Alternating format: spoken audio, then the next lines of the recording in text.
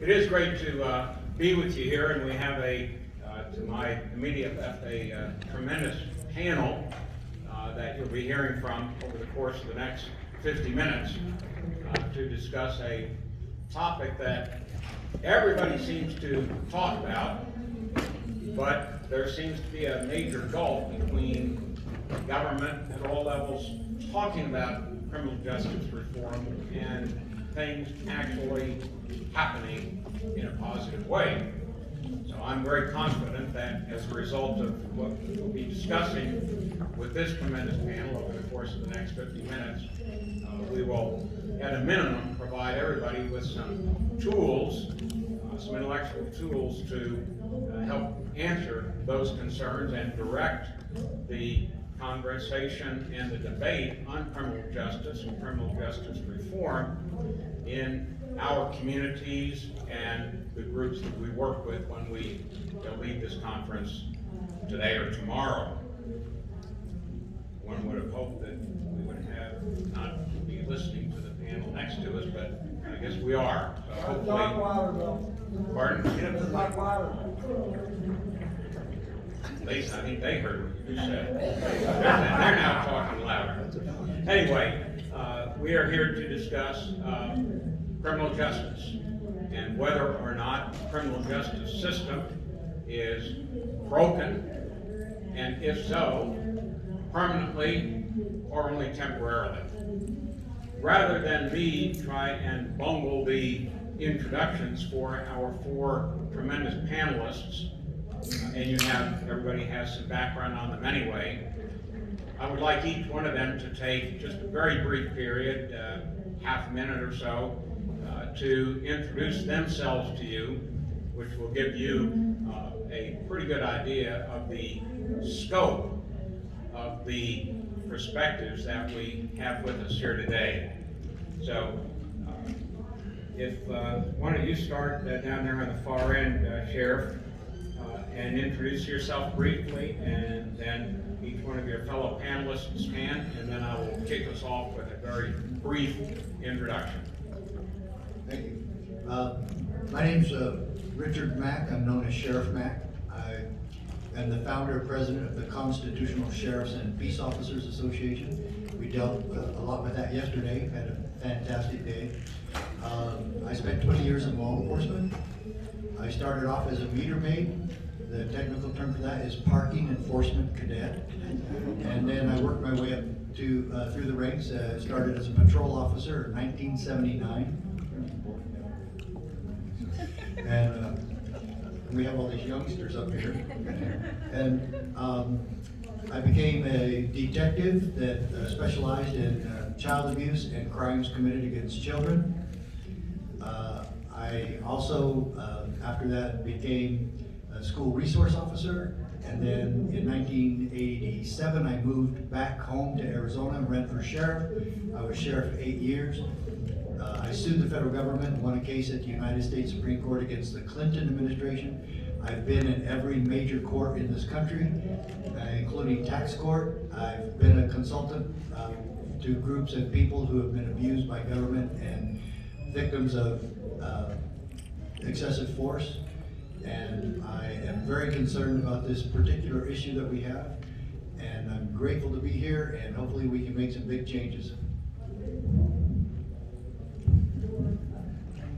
Hi, my name is Hannah Cox. I am currently the content manager and brand ambassador for the Foundation for Economic Education, also known as FEE, and the host of the podcast Base. In my current role, I am operating as more of a media person where I'm writing about a lot of these issues that pertain to criminal justice reform. But formerly, I was the senior national manager of an organization called Conservatives Concerned About the Death Penalty. I ran it for 3 years, and during that time, we repealed the death penalty in 3 states. Our primary work was advocating among conservatives and libertarians and helping them understand the reasons the death penalty system was so broken and why it didn't actually align with conservative values. And prior to that, I worked in Tennessee at a free market think tank where I did a lot of criminal justice reform around reentry, workforce development, diversion programs, This is something that, while I'm passionate about many things in criminal justice reform, I think criminal justice reform is the most important issue before us because it is the greatest representation of injustice in this country. It's something that keeps me up at night. It's something that I also think brings people together. This is something that has the power to bring Democrats, Republicans, Libertarians together. It's one of the few issues we're actually coming together on in this country and working for good. And so there's some optimism, even though this is such a damaged, horrific system. And so I continue to be very passionate about these issues, continue to think it's something that everybody should get involved with, and I'm very excited to be here with my other panelists today who've done tremendous work on this and talk a bit more about this issue. My name is Sam Bushman. I was going to let Catherine go first, but then I got paralyzed with fear to be branded an extremist, unfair pig for letting her go first. So I decided I'd just forge ahead. I'm just kidding. My name is Sam Bushman. I'm a nationally syndicated political talk show host. My radio program is called Liberty Roundtable Live, and I am celebrating the 25th year anniversary of my radio program this year, so I've been around for a while. And I'm on the panel for two reasons. One is a talk show host to bring kind of a unique interest to the table. Secondly, though, I'm the operations director for the Constitutional Sheriffs and Peace Officers Association. Quickly, I think the biggest issue with regards to the criminal justice system being completely broken is that there's two classes of people. There's Bill Clinton, and then there's me. Good afternoon, everyone. I'm Catherine Bernard. I'm a criminal defense attorney. I work in Atlanta, Georgia, and around the state of Georgia. After I graduated from law school, I worked at a big firm. Like most of the people in my class, I never even thought about working in criminal justice. It was kind of looked down on, honestly. The smart lawyers all wanted to do corporate law or serious work. I eventually got over that and became a public defender in rural Georgia, which is where the scales fell from my eyes, and I started to understand law as something that was done to people rather than just something that we could all sit around and have opinions about. And in the course of trying to rectify some of the systemic injustices that I found myself and my clients facing, I ended up getting involved in politics, doing some work on things like no-knock search warrants, which are technically illegal in Georgia, and they tried to make them legal. We were able to stop that.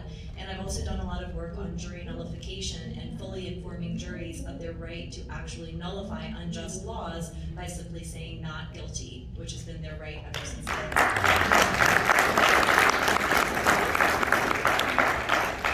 So I'm thrilled to be here with this excellent panel on this important subject. Thank you. Very good. Well, if that does not give you a good idea of the tremendous depth and professionalism and diversity of expertise on this panel, I'm not sure what will, because it is a very impressive men and women that we have working with us. In terms of my background that brings me here today, I've been a practitioner, a litigator in both criminal and civil litigation for many years, going back to the late 1970s. I had the opportunity to serve for about 4 years as the U.S. Attorney in the Northern District of Georgia out of Atlanta. I had the opportunity to serve for 8 years in the House of Representatives, including during that entire 8 years on the Judiciary Committee, working on many of the issues that bring us here today. These things never go away. They never get completely resolved. But it is vitally important that we as citizens, whether we are directly in the legal arena or not, pay attention to them and do what we can to ensure that the criminal justice system, both writ large and small, actually works. But the question before us today is that system, is criminal justice in America permanently broken? What I've asked our panel to do is to look at this question in two parts. One, is it broken? Or they agree or feel that it is not broken, that it works perfectly as intended. If in fact, though, each one of our panelists concludes that the system is broken, the next question that we will address, that they will address, is it broken permanently or is it fixable? So what I'd like to do now is to turn the program over to each one of our panelists to provide in just a few minutes each the answer to the question, is the criminal justice system in the United States of America broken? And if so, if each one of them, starting again with the sheriff, could put their finger on the one issue or one aspect of that broken system that they believe is most important. So, Sheriff, if you would take a few minutes to answer that question, and then pass the microphone to each one of your panel co-members. And once we have resolved finally the answer to whether the system's broken, we'll address the other. Sheriff Mack, please. Thank you. Did you say you were a former congressman? Did I miss that? You did not miss that. You heard that correctly. Okay, good. Folks, two-part question. Is the system broke? Yes. Is it permanently broke? In Washington, D.C., yes. The corruption of Washington, D.C. is so ubiquitous, so deep, so utterly impregnable that I don't believe we will ever fix Washington, D.C., the Justice Department, and the decades of corruption of presidents using the IRS, the FBI, CIA, and others to go after their political enemies. I do not trust any of the FBI. I do not agree with Sean Hannity that there's a lot of good FBI agents, rank and file FBI. Every one of them are Nuremberg agents. They don't do whatever they're told, and they think that's an excuse. And I absolutely detest the IRS, and that we've allowed the IRS to continue in this country to be a so-called service organization or collection agency for whomever they're collecting money for. The bullying and cruelty of these federal agents are just absolutely out of control. And I don't trust any of it. At the local level, yes, I do trust sheriffs. And I will still say though that attorneys that work for government, even at the city and local level and state level, are very hard to get on board the Constitution train and the oath of office train. The ultimate goal in America is liberty, and it's justice for all. And attorneys just don't seem to get any of that, present company excluded.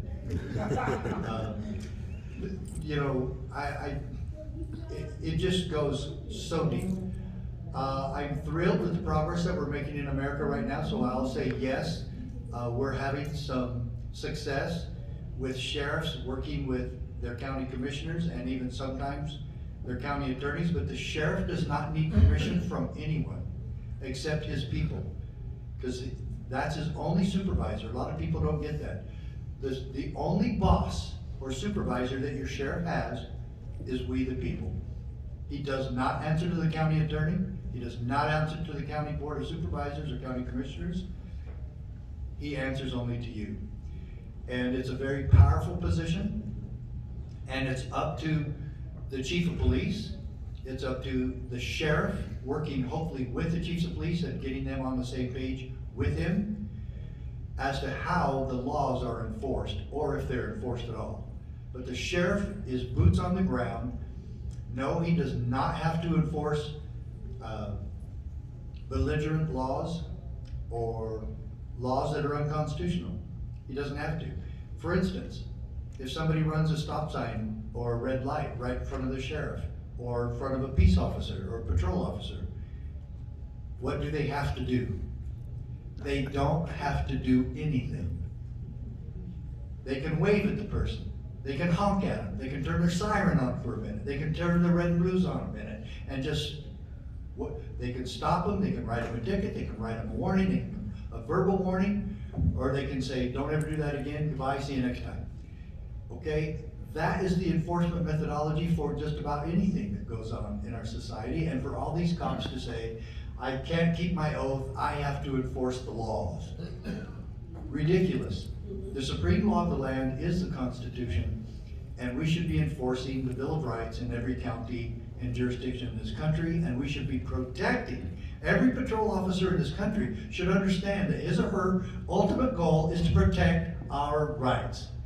That to secure these rights, governments are instituted among men. Quote from the Declaration of Independence, it's the purpose of all government. We're after liberty and we're promoting justice at every level. But we don't train in that, and that needs to get back into our police academies and every type of in-service training that sheriff's offices and police departments are doing nationwide. We're going to continue to destroy justice in this country if we do not get this rearranged and corrected. I have great hope, county by county, for America. I have none for Washington, D.C., and the cruelty and the corruption and the destruction of justice that is happening in Washington, D.C. is absolutely petrifying to me, and we've got to protect the American people from our own government. I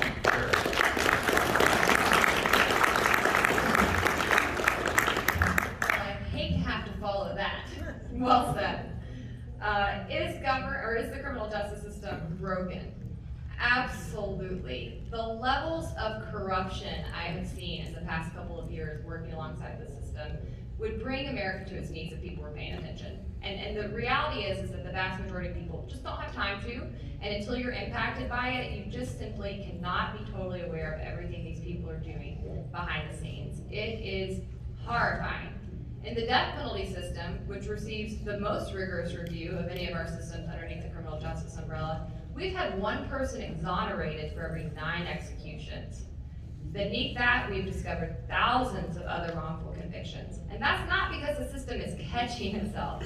That's because pro bono groups like the Innocence Project are raising money, coming in and working overtime, trying to get evidence elevated and get these people out. The system in those cases works to uphold itself. We see over and over that district attorneys, attorneys general, police, they are not looking for the truth the vast majority of the time. They are looking for conviction rates. And they will do a lot of very scandalous things to obtain that. We see countless Brady violations that go with little more than a slap on the wrist. We see police lie to defendants. We see coerced confessions. We see DNA evidence misapplied. We see them lying under oath about things that happen. It runs rampant. Last year, Kamala Harris got criticized really heavily for blocking the testing of evidence in a DNA test that could have exculpated somebody in California. And people were pretty outraged about that. But I want you to know that that was a drop in the bucket. That happens every single day in this country by attorneys generals, by district attorneys. Red, blue, it doesn't matter. They are there to uphold the government, uphold their conviction rates. They're not there looking for the truth. They're not concerned with justice. And there are a lot of entities that ensure they don't have to be. Let's start with public sector unions. The police unions in this country have us by a chokehold. They prevent good reforms in this country. They shield bad police from accountability. They ensure that many good things that could be passed to pass accountability and transparency reforms never see the light of day. They also lobby hard for more laws at state legislatures. I don't like it when we hear people say, oh, we just enforce the law. No, you make the law. The police unions, the district attorneys, their associations, even the judges, these people show up at state legislatures on your tax dollar, on your time, and they lobby night and day, and they apply pressure on legislatures to pass laws that they want. And I promise you, they're never advocating for less government. They're never advocating for more civil liberties. They're always advocating for more power, more authority, and to be able to take away more of your freedoms at their discretion. Hugely problematic. On top of that, we have the made-up Supreme Court doctrine of qualified immunity that says you have no ability to actually stand up for yourself in a court of law when you are harmed by your government actors. That doesn't just apply to police. That applies to district attorneys. It applies to people working in academia at public universities. It's across the board. Hugely problematic doctrine that prevents accountability yet again. And what we see happening because of these institutions that are protecting people who are working for the government in the justice system is that they run rampant over our civil liberties. We barely even see people get a trial anymore. 99% of cases are pled out.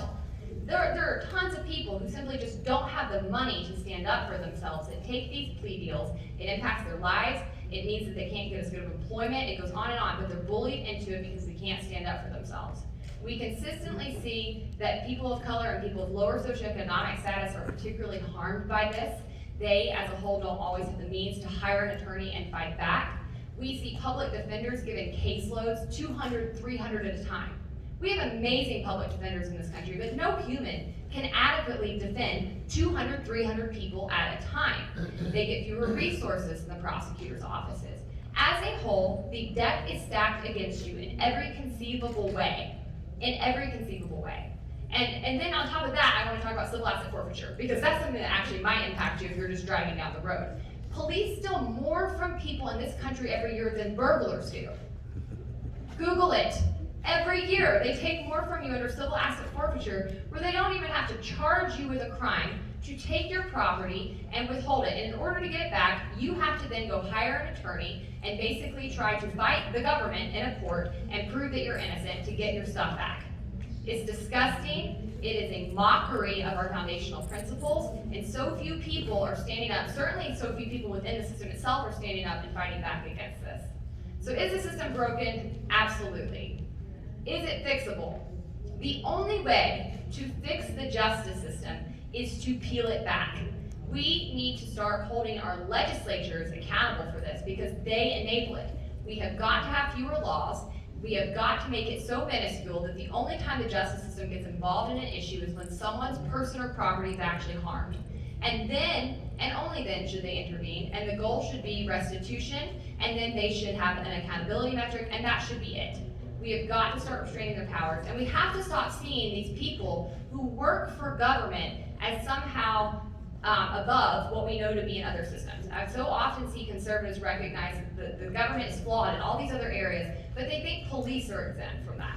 They think the justice system is exempt from that. No, they are the government, and they are operating in the exact same way as the IRS, as the FBI, as all these other entities that you've realized are problematic. So if you want to actually constrain them, we've got to start removing the laws. We have to start stripping their power. And that actually has to start at the state legislature, because I'm with Sheriff Mack. Congress is impenetrable. But you can make a difference locally. You can make a difference at the state level. And that's got to be the end goal. Peel it back, remove the laws, quit giving them so much power, quit having them have so much jurisdiction over so many areas. That's the only hope there is.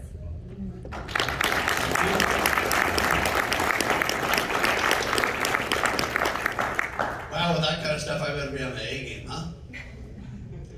I'm going to play the contrarian with civility. Shall I do that?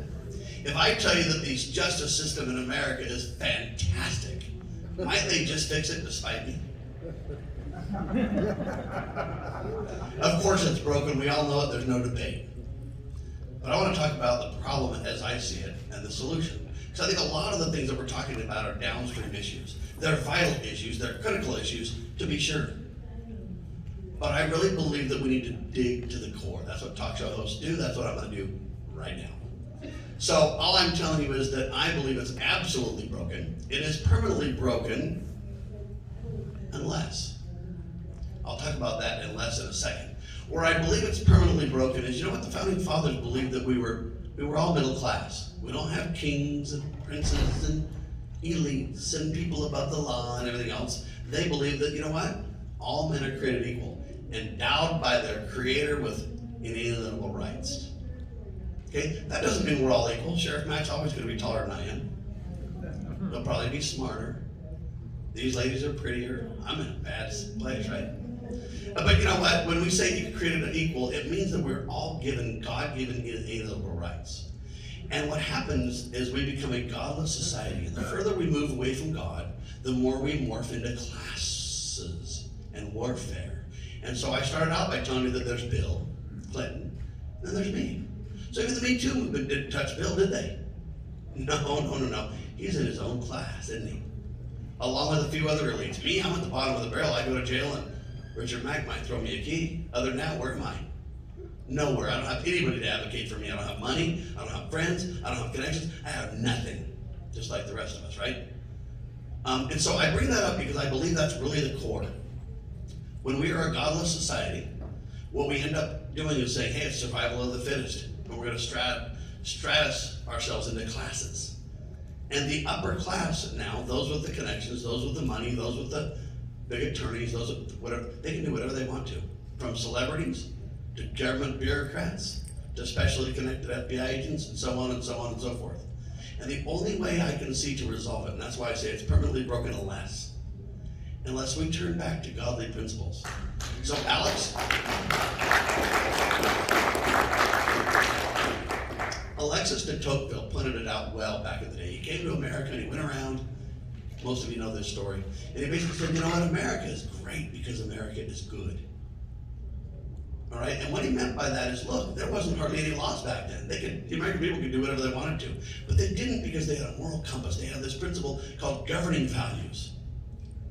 And they didn't do things that they shouldn't do because it wasn't good for them. It wasn't good for their loved ones. It wasn't good for those around them. And they kind of said, look, I'm going to love God and I'm going to love my neighbor. Kind of like don't hurt me, don't take my stuff mentality, right? And because of that, it wasn't a breakdown into the keys to theology. It wasn't a religious discussion to where we're going to debate religion. But it was merely a goodness in the people. An understanding that there is an authority above government, and that is God Almighty.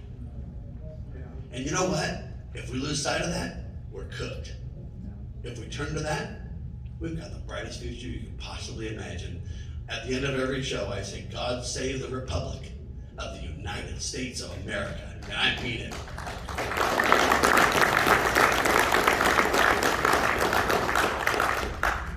Well, this is great. Clearly my fellow panelists are just going to cover all of the issues before I even have to handle anything. But I do have two answers to the question about whether the criminal justice system is broken. And first is, of course, the one that you expect and is correct. Yes, it's broken.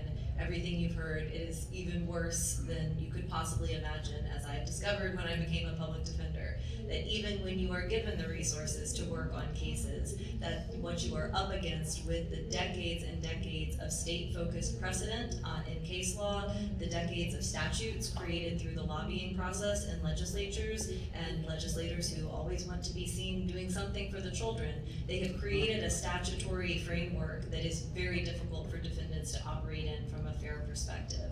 I would also note the drug war is just a massive element of the problem with our criminal justice system.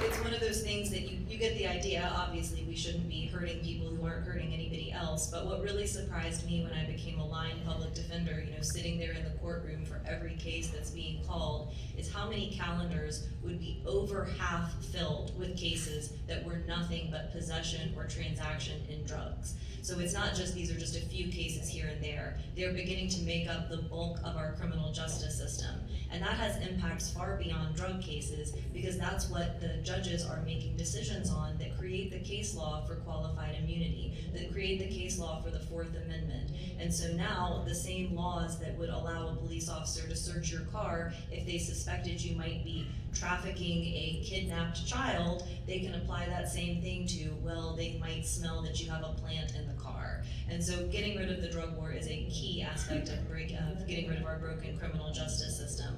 But in the spirit of being civilly contrarian, as my co-panelist said, I would also note that on some level, the criminal justice system isn't broken. It's working as intended, because as Ayn Rand said, there's no way to rule over free men. You have to make criminals out of them. And by that standard, our criminal justice system is working exactly as big government wants it to. Well,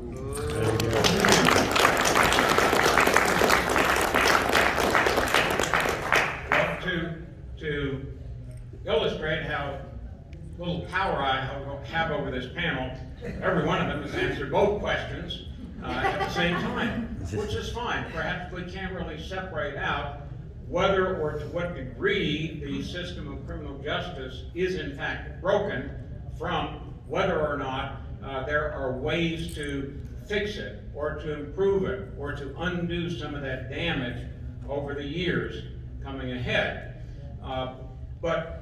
Sheriff, one of the points that you made, which is one that many of our colleagues not in this room make. I heard this on a program just yesterday morning, or maybe it was the day before, while I was at this conference, and it was a panel on Fox News, not on criminal justice per se, but on a different aspect of government power.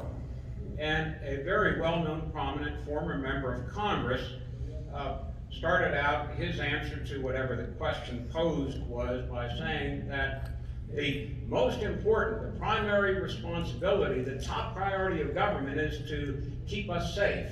Well, as you said, Sheriff, no, the primary purpose of government, if one even scans a few of the Federalist Papers, is not to make us safe, it is to protect liberty. That is the purpose of government. So, Sheriff, what we see nowadays in many arenas is a move not to do what you have suggested as a starting point for reforming criminal justice, but just the opposite, to federalize law enforcement, to federalize everything, voting, for example, healthcare. But criminal justice in particular, how do we best fight against that move to federalize criminal justice in our society, which would essentially undercut the very notion of a republic as opposed to simply a national government? Well, that's a real good question. Thank you for that, Congressman. It's really scary to look at the federal government and how they have destroyed everything and now they want to take over the entire country. Everything they touch turns to crap, and we're supposed to bow down to them and thank them for all the wonderful work they're doing and have them take over for these fledgling states who don't know what they're doing. In the Declaration of Independence, it talks about some real principles there. The last paragraph saying these colonies are and have right to be free and independent states. That's what the founding fathers were after. They wanted a very impotent federal government. And we have allowed that to become a Frankenstein. And we have got to have states that stand against this power lust of the federal government and of these politicians in Washington, D.C. It is a lust for power, and again, the 10th Amendment, what I sued the Clintons on, is alive and well if the states are defending and enforcing the 10th Amendment and federalism. And it really scares me to see what's going on today, that the federal government assumes this role of taking care of us. The scariest thing is they will. And we have got to stop this. And it's going to take strong counties and strong states to keep us free and independent. If you look at the bureaucratic enforcement of regulations in Washington, D.C., just the past year and a half, that should scare you to death. But it also should scare you that how many of the states are falling in line, and that they now want to federalize law enforcement because we have sheriffs and others that are standing against tyranny. And if you just don't go along, then we're gonna have to, one thing they're doing is trying to do is appoint the sheriffs so that they will do what they're told by whoever appoints them. And we've got to fight that. So remember, constitutional republic is the people choose our representatives. A democratic dictatorship is that government will do it for us. And I really object to this democracy brainwashing that we've been getting the last 80, 100 years in America.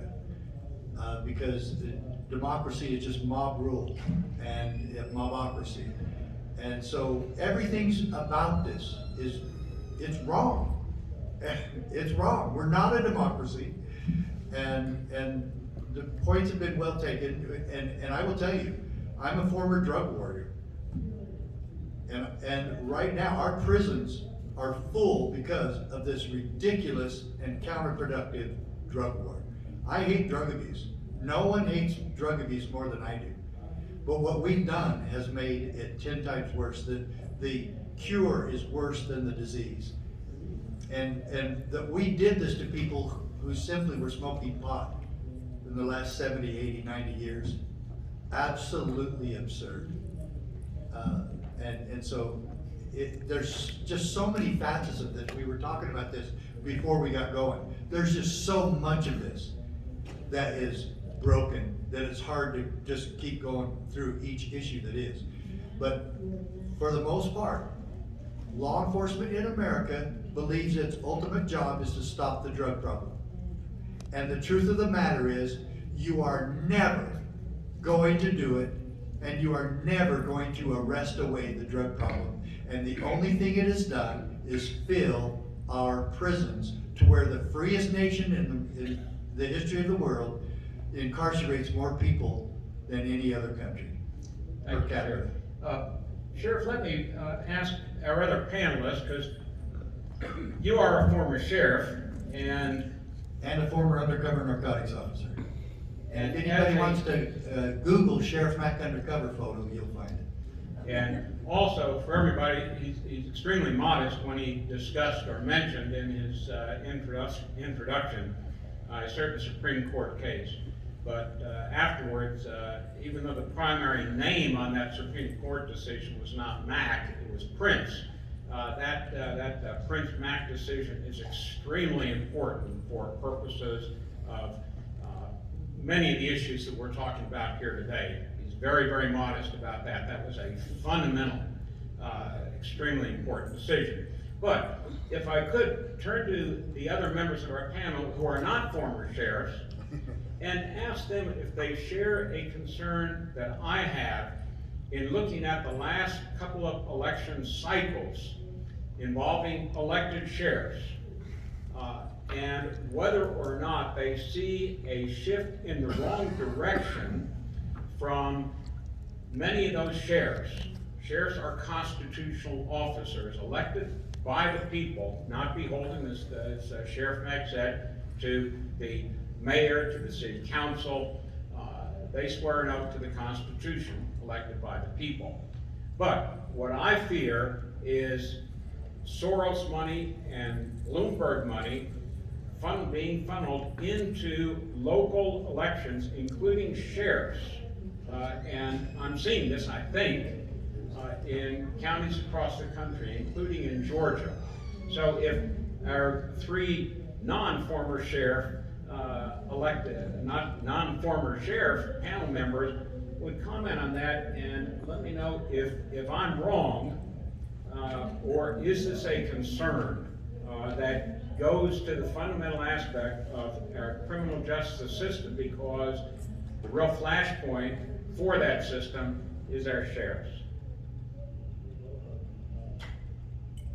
I can start off because I think I know at least one of the sheriffs that Congressman Barr might be speaking about, and that's Gwinnett County in Georgia, recently elected a new sheriff who has actually been revealed that he was going around to the various bonding agencies and saying, if you don't support me now, you're not going to be signing any bonds, once I'm sheriff. And there are some concerns about external funding sources. But there are also some bright spots in sheriff elections. I practiced quite a bit in Middle Georgia, where we had a police shooting case back in 2014 where a man, David Hooks, was shot in his own home by police when he responded to them attempting to break into his house on a no-knock search warrant. And that case, for a number of reasons, we were actually able to get a lot of community support behind, and it resulted in a new sheriff being elected, which is very rare for an incumbent sheriff to not be reelected, and especially in a rural conservative county like Lawrence County. But in 2016, we were successful in changing the guard. I'm not saying the new sheriff is so much better, but I'm saying that it can be done. You don't necessarily need Soros money to do it, that we do need to be very much aware of external forces coming into elections, both for sheriffs and for district attorneys. There's some of that going on in Georgia as well. So it's happening, but it is also still an opportunity for we the people to have our voices heard, and particularly if there are cases that have happened in your county that are very concerning, the sheriff's election is a great place to have that conversation with your neighbors. Thank you. Sam, do you share that same sense of very limited optimism, perhaps, despite the forces illustrated by Soros and Bloomberg and their money, is there still some hope that that primary focal point for criminal justice in America, that is our local sheriffs, that they will prevail, that we will prevail? I believe there's tremendous hope, ladies and gentlemen, and I don't care how much negativity people spew forth. And I want to tell you why. I have never been a sheriff, that's a fact, but I've had plenty of sheriffs that work for me. And that goes for the rest of you too. Do you get what I'm saying? We elect them. They work for us. And if we the people decide that it matters, then we will toss out the bums that don't do what is right, and we'll embrace those who do. So I gave a speech over a decade ago to a couple of hundred sheriffs. And they laughed at me because I talked about how this Southern Poverty Law Center says that I'm the greatest hate group in the state of Utah, all by myself. And so I kind of said, do I seem like a threat to you sheriffs? And they all laughed at me, it was fun. But I tell you that story because, look, the sheriffs work for us, and so do all the other political elected officials and those who they appoint. And we need to remember that. We also need to remember that Washington, D.C. is not the fundamental unit of society. Your state is not the fundamental unit of society. The family is the fundamental unit of society. And if we just quote from the Bible for a second, God promises us if we keep His commandments and turn to Him and repent, He will heal our land and protect us. So it's all about safety. You're going to turn to bureaucrats or God. All right, so I want to make it very clear that I believe that our society is only a mirror of our families. And if we dig down and make our families strong, husbands and wives and children, if we love one another, if we work together, if we care for our neighbors, if we do all this stuff on the local level and have a Christian viewpoint and attitude, I submit to you that society will change as well. And so if you say society's bad, you're really telling me the family's in trouble. In that, I agree. In there lies the fix, I promise. Thank you. Hannah, if you could close out this portion of our discussion with your few thoughts on that, and then we hopefully will have time for a couple of questions. And as the sheriff reminded me before our program opened, he will, under penalty of whatever powers he still maintains, make sure that a question from the audience is a question and not a speech. Hannah? So I have to say I haven't worked around sheriffs quite as much as I have other entities under policing. But I want to repeat that policing is a problem in this country. And the root cause of that problem is twofold. It is police unions and it is qualified immunity. And so, as we referenced earlier, I do think that when you look at criminal justice reform, it is such a big umbrella of bad problems, one person cannot possibly tackle them all. So what I implore you to do is pick out the one that makes you angriest and go after it. We need all hands on deck on these issues. But when it comes to the biggest threats that I see them coming from the police unions, and I see them coming from the district attorneys associations. And this is something people don't pay very much attention to, but your district attorney is also elected. And they have powerful associations, and again, these two entities, the police unions and the district attorneys associations, are the only people fighting us on criminal justice reform.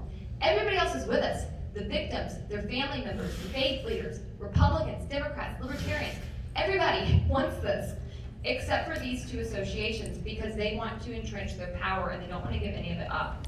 And so I think that you have to hold those groups accountable.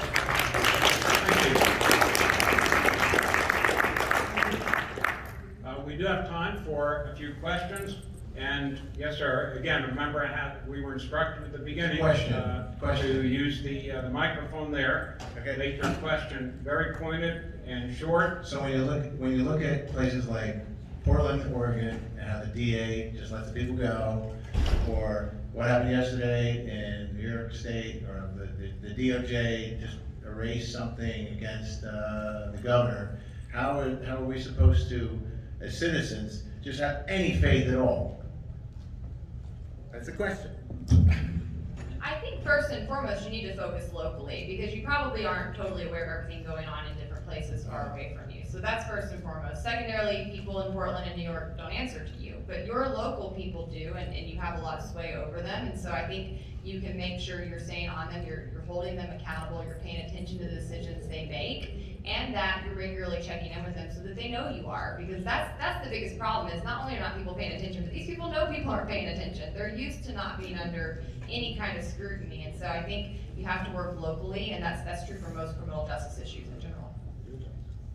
Thank you. Sir? Sure, you know, you're talking about the police and all this other stuff, but I've had quite a bit of experience in the court systems, both civil and criminal, for prosecutions without a conviction. So I understand where, and I have personally seen where all this problem is. And to me, the biggest part of the problem is the main arbiter is the judges. The judges are there to protect the people. They are the last bar. And I don't see very much where anybody's trying to work with judges to get them to follow the Constitution. How can we get the judges to get on board with exactly what you're saying? I can give that a shot, and I think jury nullification is the answer for getting a lot of those judges in line. It Amen, requires. wow, amen.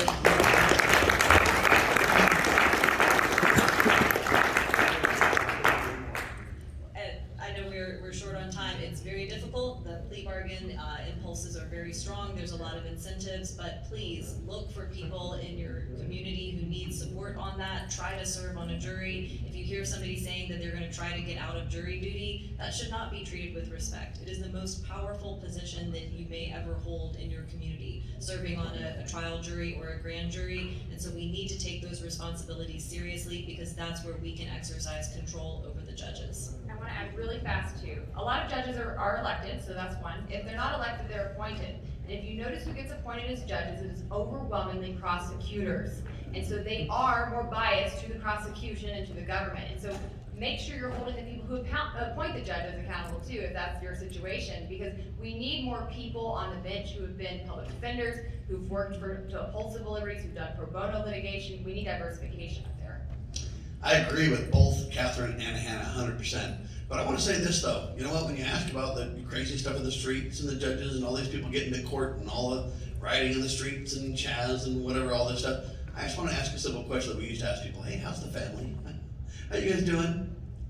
And when you think about that, there's in the answer lies. Most of these people that are raging in the streets and causing problems come from broken homes. We need leadership. We need people to be taught the supreme law of the land in their schools. We need to literally double down and focus locally and on the fundamental needs of society. And I'm telling you, this external reality we're facing is nothing but an internal matter. Thank you.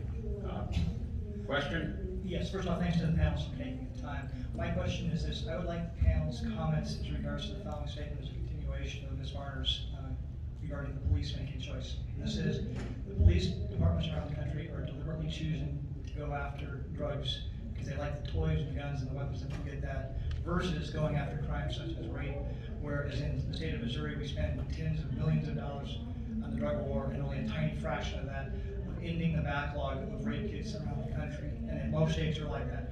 And it's because they want Could you do this for me since we're so short on time?